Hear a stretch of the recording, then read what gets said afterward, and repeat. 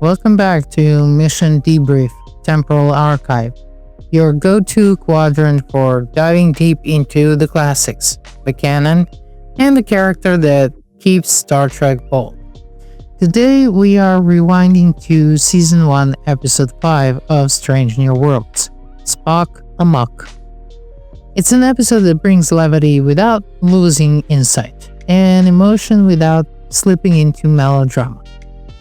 If this is your first time on board, I've been revisiting each Strange New Worlds episode to see what it reveals in hindsight. And if you've been with us before, you know the drill. Like, subscribe, and share with your crew if you're enjoying the ride. Now, let's get into it.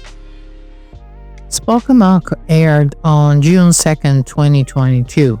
Just a week after Strange New Worlds shook the fanbase with Memento Mori, an episode that took major swings at canon and deeply changed key historical events in Trek lore. Dropping a comedy episode right after, that was a bold choice, and one that sharply divided the fandom. Many fans felt the tonal whiplash, especially given Strange New Worlds' 10-episode season structure, where every hour counts. But let's put it in the context.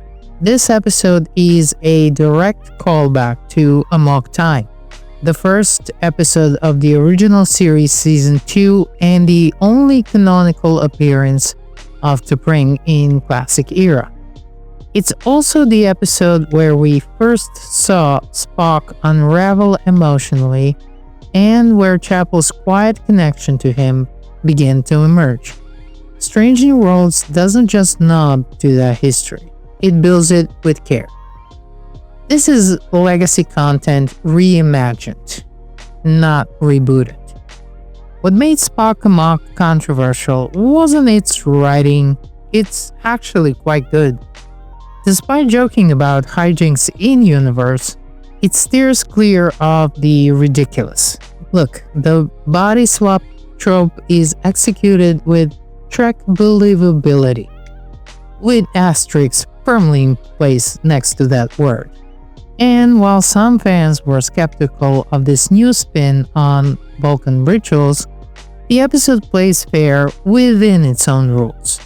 In hindsight, much of the backlash feels more about timing than quality. Coming so soon after seismic canon shifts, the lightness of this episode felt jarring to some. But rewatching it now, separated from the heat of canon debates, it reveals an episode that understands Trek's emotional core. It makes space for character, for humor, and for quieter chaos of being human, or half human, aboard the starship. The plot kicks off with Spock caught in a dreamscape battle between his Vulcan and human halves, a metaphor that Trek fans know all too well. But back in reality, the Enterprise is docked at Starbase 1, giving the crew a rare opportunity for shore leave. Dr. M'Benga, Nurse Chapel, and Ortega take the chance to unwind, leading to a hilarious exchange where M'Benga accidentally reveals Una's nickname, which is where fun goes to die. It's a comedy touch that immediately sets the episode's playful tone. Meanwhile, T'Pring arrives aboard the Enterprise for some relationship maintenance with Spock, though the two quickly find themselves at odds due to cultural misunderstandings. Adding tension, Pike is involved in delicate diplomatic negotiations with Rongovians, a new species whose unique approach to diplomacy involves radical empathy, so let's put an asterisk next to that one, and emotional mirroring, making them difficult but intriguing partners. The comedic centerpiece of the episode is a Vulcan soul-sharing ritual gone bad, resulting in a body swap between Spock and T'Pring. as they navigate each other's responsibilities, Spock handling delicate Vulcan negotiations and T'Pring navigating human interactions, the comedy and complications escalate.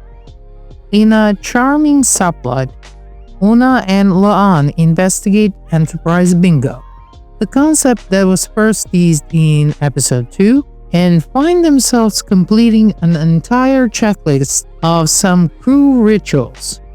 Ironically, these two notoriously serious officers became the first among the senior staff to complete the bingo card, marking the occasion by signing the ship's hull. The episode wraps neatly, with Spock and T'Pring gaining new insight into each other. Chappelle and Spock hinting at deeper emotional dynamics, and Pike securing the Rongovians' alliance through a daring act of radical honesty. Let's put asterisks next to that one too. The crew emerges more bonded, more empathetic, and perhaps just a little bit more human.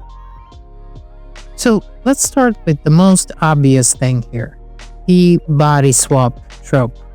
This isn't Trek's first journey into this territory. Turnabout Intruder, which aired in Season 3 of the original series, famously featured Captain Kirk swapping bodies, but here it's treated with more warmth and less camp.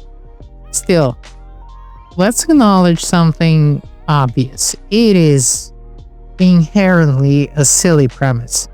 Even Dr. Mabenga openly points it out when he humorously remarks, "There's medicine and there's this." Star Trek has a history of bending its own rules for dramatic or comedic convenience, and this definitely requires a massive suspension of disbelief. Canonically, Vulcan lore around souls and katras, a concept notably expanded in Star Trek Enterprise and the Star Trek III movie The Search for Spock, allows for some leeway here. But a straight-up Freaky Friday situation is kinda stretching even Vulcan mysticism to the breaking point. It's fun, but yes, there's a big asterisk next to the word believable. The episode also introduces us to Rongovians and their diplomatic technique described as radical empathy. Let's pause here for a moment. Radical empathy feels like one of those phrases Star Trek sometimes throws around to sound profound, like radical honesty. Empathy isn't exactly scalable. You either have it or you don't, to varying degrees. Captain Pike's ultimate solution isn't radical, it's just straightforward honesty. These phrases on their own feel slightly empty upon closer inspection. Even if the concept, a species mirroring the emotional state of those they're negotiating with, is creative and entertaining. Now, let's give a little bit of a spotlight to the performances in this episode, which were absolutely fantastic across the board. But the Ethan Peck and Gia Sandhu deserve full honors. Peck's T'Pring as Spock is especially nuanced, capturing controlled Vulcan grace inside a Spock's frame, while Sandhu's Spock as T'Pring reveals some unexpected emotional depth under that stoicism. Their physical and vocal mimicry do elevate what could have been just a gimmick. Now, let's go back to the fandom reaction because it was divisive when the episode aired. Like I said, coming directly after the emotionally charged and canonically provocative Memento Mori, fans were primed for something significant. Perhaps more answers or deeper explorations. Instead, they got what many perceived as a fluff, a comedic body swap story. Look, even if the writing was smart and the performances were excellent, and actually they were, The timing was really challenging. It left viewers feeling like they were being denied more substantial Trek storytelling. With only 10 episodes per season, every choice is magnified, and Spock Amok bore the brunt of that frustration. Yet, revisiting the episode now outside of that initial reaction genuinely does reveal a story that's stronger and richer than it first appeared. Surprisingly, a huge bright spot in this episode is the continued deepening of Una's and La'an's friendship. We've seen this relationship subtly evolve over the previous episodes, but here it kind of blossoms into something like a true sisterhood. The pairing of two traditionally stoic, emotionally guarded characters trying to embrace the crew's definition of fun adds layers to their personalities. It's beautifully executed, genuinely funny, and incredibly relatable. When they finally finish the Enterprise bingo checklist, it's more than just comedic relief. It's a symbol of their bond and their shared growth as characters. Christina Chang and Rebecca Romaine portray this growing closeness with subtlety and warmth, turning a comedic subplot into one of the episode's emotional highlights. Overall, despite its initial mixed reception, the deeper emotional currents of Spock Amok resonate beyond the surface level silliness. It's an episode that trusts its actors and leans into relationships, reminding us why Star Trek is, at its core, about characters connecting, whether through comedy, empathy, radical or otherwise, or simply telling each other the truth. Now, let's talk a little bit more about legacy. This episode, like I said, directly channels Star Trek the original series Amok Time, from Season 2, Episode 1, evoking more than just nods. It revives key aesthetic with some notable accuracy. The Vulcan ritual set is visually reminiscent of TOS's iconic chamber, and composer Nami Meluma thoughtfully repurposes Gerald Fry's original Amok Time fight music during Spock's dream sequence battle as an homage that was clearly intentional. Some of the forum discussions even noted how it rang like the second best callback after Cable's guy jokes in. This use of music and visual design forms a strong connective tissue between the episodes, enhancing the emotional resonance of Spock's internal conflict. The Rongovians, though a fresh addition to the canon, feel comfortably placed within Trek's tradition of mirror species. Their radical empathy might read as buzzworthy, but their role as emotional barometer justifies it kinda narratively. In that same spirit, they do echo the Medusans or Organians, alien cultures that prompt introspection through unusual means. Let's just put it that way. Also, the use of their solar sail ship is another loving nod. It recalls DS9's Explorers, where Sisko builds a Bajoran lightship propelled by solar wind. On a final legacy note, the DS9 homage isn't just visual.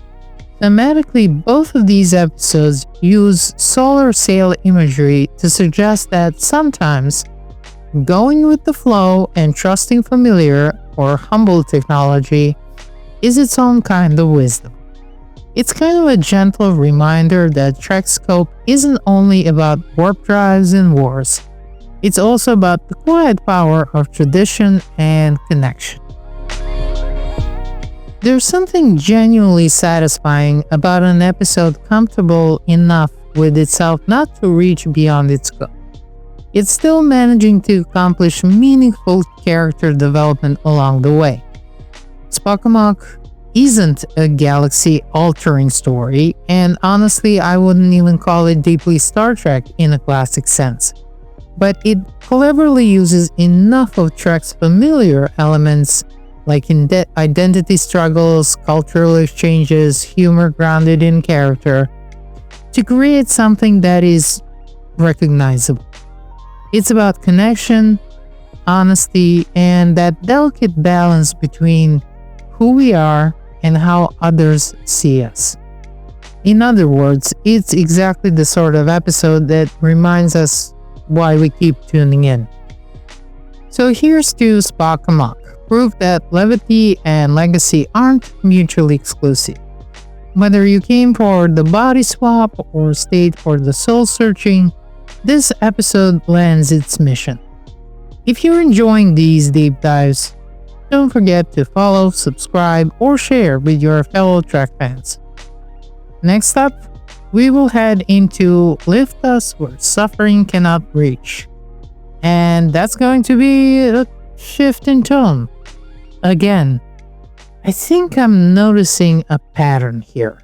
Anyways, until then, live long and prosper.